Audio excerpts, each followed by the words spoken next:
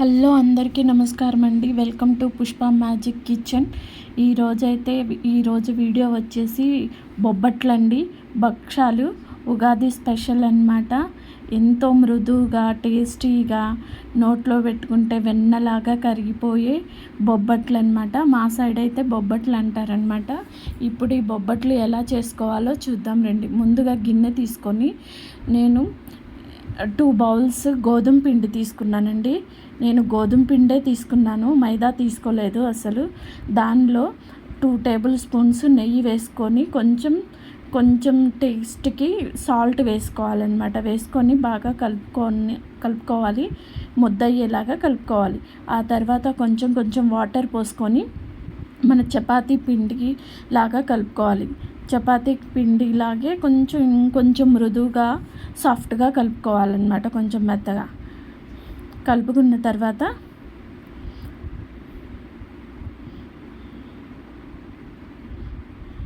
బాగా కలుపుకోవాలి. కలుపుకున్న తర్వాత దాని మీద నెయ్యి వేయాలి. ఇలా సాఫ్ట్గా కలుపుకోవాలి. ఆ తర్వాత నెయ్యి వేసి దాని మీద స్ప్రెడ్ చేసి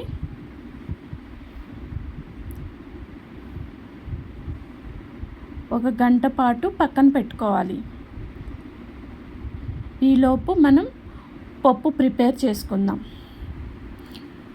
ఒకటి పక్కన పెట్టుకోవాలి. ఒకటి కుక్కర్ గిన్నె తీసుకొని దానిలో నేను 1/2 కేజీ పచ్చెనపప్పు తీసుకున్నానండి. తీసుకొని శుభ్రంగా 2 సార్లు కడిగిన తర్వాత వాటర్ పోసుకోవాలి. చేయి పెట్టి చూసుకుంటే ఒక కట్టు సగానికి పోసుకోవాలన్నమాట వాటరు.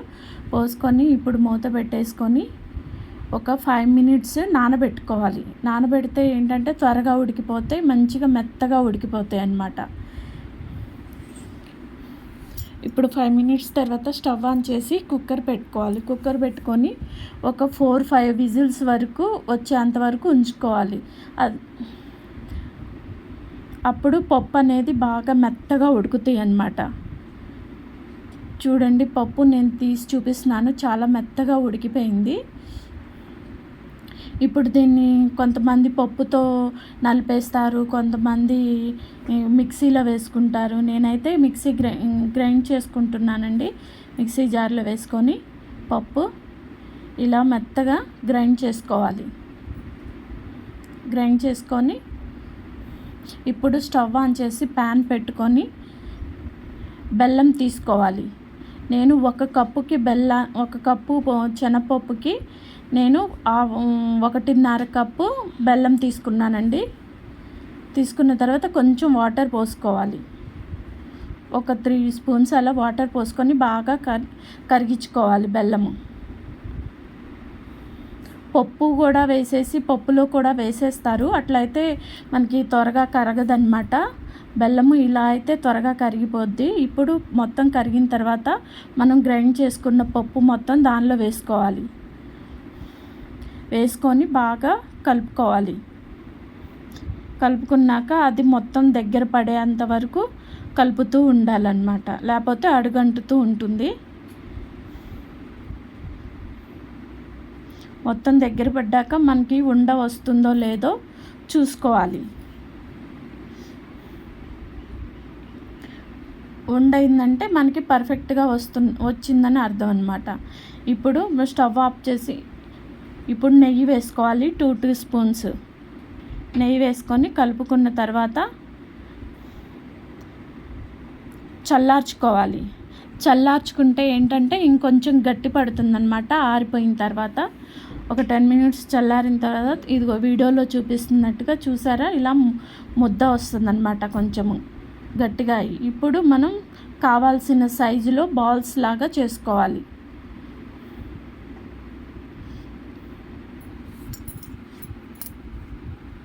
ఎంతో ఈజీ అండి. మా ఛానల్ కనుక నచ్చితే ప్లీజ్ సబ్స్క్రైబ్ చేయండి, లైక్ చేయండి, షేర్ చేయండి.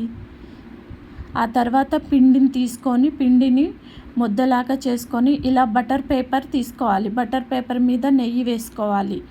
బటర్ పేపర్ ఉంటే బటర్ పేపర్, లేకపోతే ఏదన్నా కవర్ ఉన్నా కూడా కవర్ మీద అయినా చేసుకోవచ్చండి.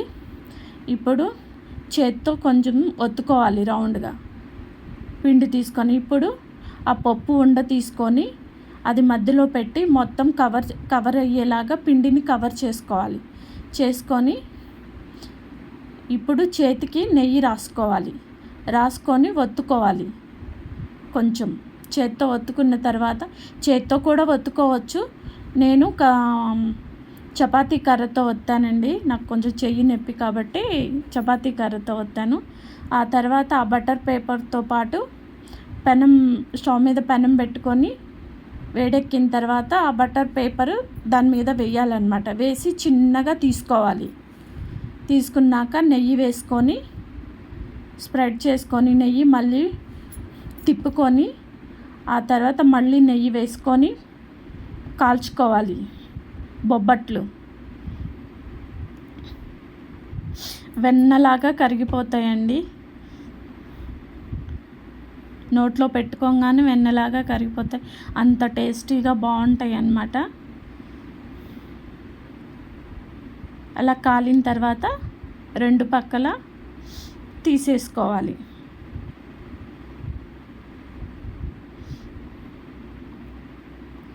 ఇప్పుడు ఇంకో బొబ్బట్టు వేసుకొని ఇది కూడా నెయ్యి అయితే చాలా పడుతుందండి. నెయ్యి ఎంత వేస్తే అంత టేస్టీగా ఉంటాయి అన్నమాట బొబ్బట్లకి నెయ్యే అసలు. నెయ్యి ఎక్కువ తినని వాళ్ళు ఇంకా ఆయిల్ వేసుకోవచ్చు.